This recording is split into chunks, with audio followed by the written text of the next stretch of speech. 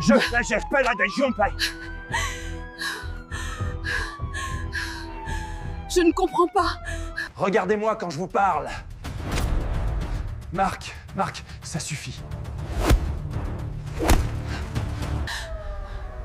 L'agent Riva ne la regardait pas comme une contrevenante.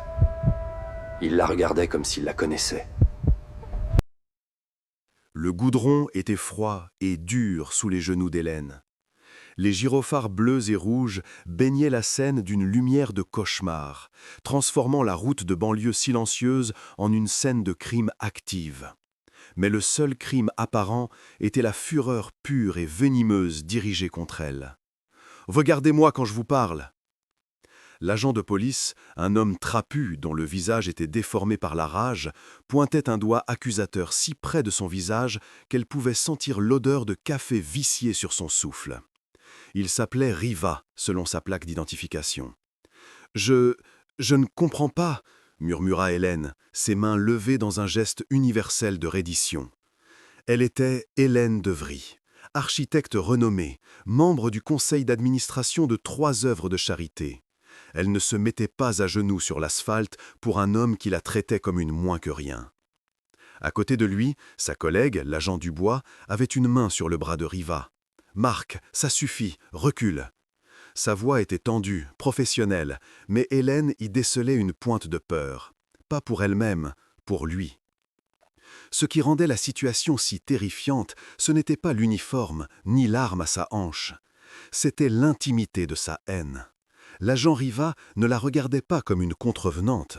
Il la regardait comme s'il la connaissait. Ce qui se passait ici n'avait rien à voir avec un feu arrière cassé. Et la vérité, lorsqu'elle ferait surface, serait plus dévastatrice que n'importe quelle arrestation. Il y a à peine 1 heure, Hélène conduisait sa berline de luxe, le silence de l'habitacle seulement troublé par une sonate de Schubert. Elle revenait d'un gala de charité, le triomphe de sa dernière collecte de fonds résonnant encore agréablement à ses oreilles. Elle avait levé près d'1 million d'euros pour l'aile pédiatrique. Son beau-père, le sénateur, serait fier. Elle avait toujours cette petite boule de culpabilité nichée bas dans son ventre. Elle l'attribuait au syndrome de l'imposteur. Après tout, sa vie était parfaite. Un mari aimant, une carrière brillante, une réputation impeccable. Puis, les lumières dans son rétroviseur. Elle s'était rangée immédiatement, le cœur battant juste un peu plus vite. Avait-elle fait un excès de vitesse? Elle avait préparé son permis et son assurance, les mains légèrement tremblantes. Le premier agent à s'approcher de sa fenêtre fut Riva. Il n'a pas dit « Bonsoir, madame ». Il n'a pas demandé ses papiers. Il a juste braqué sa lampe torche sur son visage, la lumière si aveuglante qu'elle a levé la main pour se protéger. « Sortez de la voiture !» avait-il grogné. « Pardon ? Mais pourquoi ? Y a-t-il un problème, agent ?» Sa voix était restée calme, le ton qu'elle utilisait avec des entrepreneurs difficiles.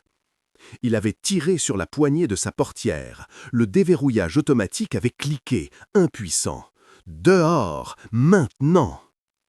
L'agent Dubois était arrivé à ce moment-là. « Marc, quel est le problème ? Madame, veuillez !» Mais Riva l'avait déjà agrippée par le bras, la tirant de la voiture avec une force qui lui avait coupé le souffle. Le blazer de son tailleur s'était déchiré au niveau de l'épaule. « Mettez-vous à genoux !» avait-il ordonné. « C'est illégal, vous n'avez pas le droit, je veux parler à votre supérieur. »« À genoux !» Le cri était si bestial qu'Hélène avait obéi par pure terreur. Elle était tombée sur le bitume, le choc lui arrachant un hoquet. C'est là que sa collègue avait commencé à intervenir, réalisant que la situation avait franchi une ligne rouge, passant d'un contrôle routier à un abus de pouvoir manifeste. Dubois s'était positionné entre Riva et Hélène, qui était maintenant à genoux, humiliée. « Marc, ça suffit, tu es filmé, calme-toi !»« Tu ne comprends pas, Léa !» cria-t-il, la repoussant pour se rapprocher d'Hélène. Et c'est là qu'ils en étaient, Riva pointant du doigt, Dubois essayant de le retenir, et Hélène essayant de comprendre pourquoi ce policier apparemment dérangé avait décidé de faire d'elle sa victime ce soir-là. « C'est un procès, pensa-t-elle, paniquée. Il est instable, il va me tirer dessus et dire que j'ai résisté. » Vous aimez ça, n'est-ce pas » cracha Riva. « Les belles voitures, les tailleurs chers, les galas de charité. Vous pensez que ça nettoie la merde que vous laissez derrière vous ?» Le sang d'Hélène se glaça, ce n'était pas aléatoire. « Je ne sais pas de quoi vous parlez, » dit-elle, sa voix tremblant si fort qu'elle avait honte. « Mensonge !» Il se pencha si près que des postillons frappèrent sa joue. « Vous mentez aussi bien que vous respirez. Vous avez menti pendant 10 ans. » Dubois attrapa son gilet pare-balles. « Marc, assez, c'est un ordre. Retourne à la voiture, j'appelle le sergent. » Riva la secoua. « Non, pas avant qu'elle ne le dise. Dis-le. » « Dire quoi ?» Hélène pleurait maintenant, la terreur se transformant en une confusion hystérique. Riva la regarda, ses yeux brillants d'une douleur si profonde qu'elle en éclipsait presque sa rage. Il parla d'une voix plus basse, chargée de venin et de chagrin. 14 avril. Il y a 10 ans, la route de la Corniche. Chaque mot était un coup de marteau sur une plaque de verre. Le monde d'Hélène s'arrêta. La sonate de Schubert disparut, le gala de charité disparut. Il ne restait que le son de la pluie sur un pare-brise, l'odeur de vodka et d'orange, et le bruit sourd, écœurant de l'impact. Non, elle avait 22 ans. Hélène Marie Fortin, pas encore Hélène de Vrier, le nom prestigieux de son beau-père qu'elle n'avait adopté qu'après l'incident. Elle revenait d'une fête, elle était ivre. Elle avait pris ce virage trop vite sur la corniche. Il y avait eu une silhouette, une jeune femme marchant sur le bas-côté. Hélène avait freiné trop tard. L'impact avait fait voler la jeune femme par-dessus le capot. Hélène s'était arrêtée, le cœur battant à tout rompre. Elle était sortie. La jeune femme gisait sur la route, immobile. Hélène avait paniqué. Elle était remontée dans sa voiture et avait fui. Elle avait appelé son beau-père, le sénateur Fortin. Il avait tout arrangé. La voiture avait été déclarée volée, puis retrouvée incendiée à l'autre bout du pays. Elle avait été envoyée en stage en Suisse pendant 1 an, jusqu'à ce que les choses se tassent. L'enquête n'avait jamais abouti. La victime, une étudiante infirmière nommée Claire Riva, était morte 3 semaines plus tard à l'hôpital, sans jamais reprendre connaissance. Hélène leva les yeux vers l'agent Riva, le même nez droit, les mêmes yeux sombres et intenses. Oh mon Dieu, ce n'était pas un contrôle routier, c'était une exécution. La main de Dubois tomba du bras de son partenaire. Elle regardait maintenant Hélène, non plus avec pitié, mais avec une horreur glaciale. Elle avait compris, elle aussi. « Claire » souffla Hélène. Le nom avait le goût de la cendre. Riva recula d'un pas, comme si elle l'avait frappé. La rage s'était dissipée, remplacée par un gouffre de chagrin. « Vous avez prononcé son nom, » dit-il, la voix brisée. « Alors, vous vous souvenez. »« Marc, » dit doucement Dubois, sa main se déplaçant instinctivement vers son talkie-walkie, mais pas pour appeler des renforts, par pur réflexe. « Marc, comment ?»« Je l'ai cherché, » dit Riva, ne quittant pas Hélène des yeux. Chaque jour pendant 10 ans. La description de la conductrice était vague. Jeune, blonde, l'air riche.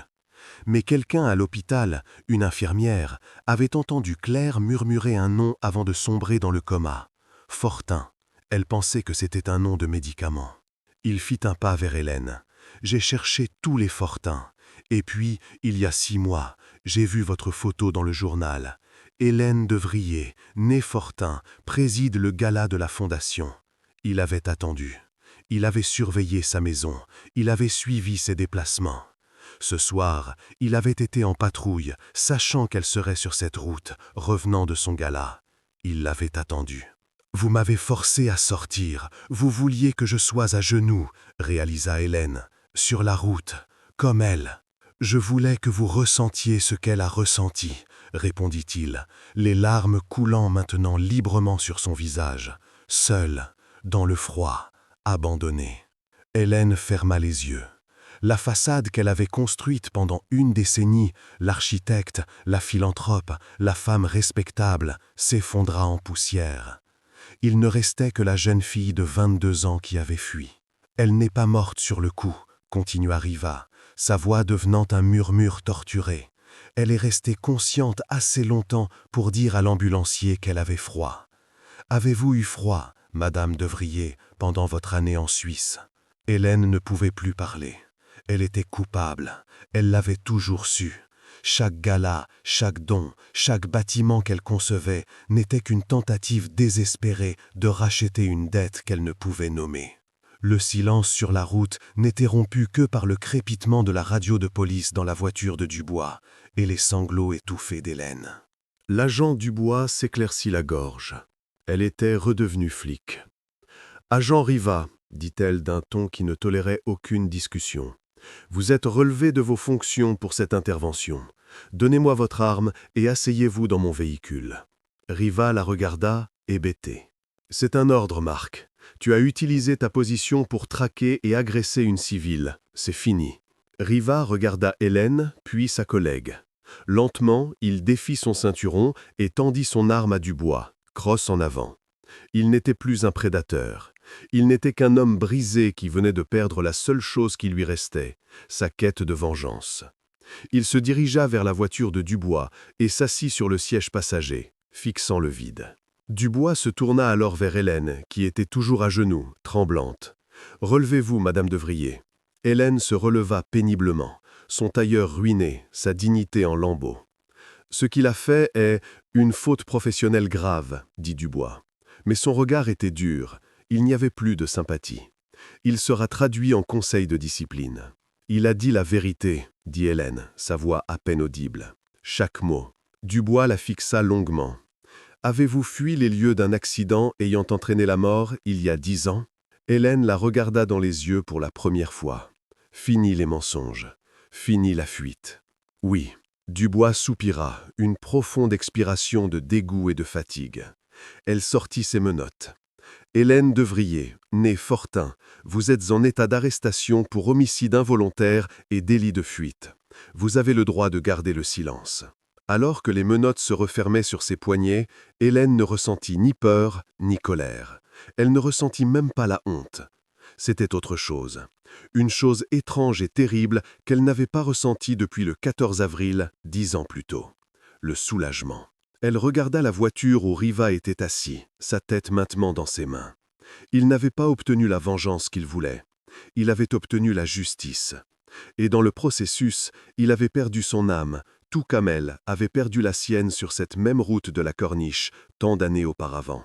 Les gyrophares continuaient de tourner, illuminant 2 vies détruites par une seule nuit de lâcheté.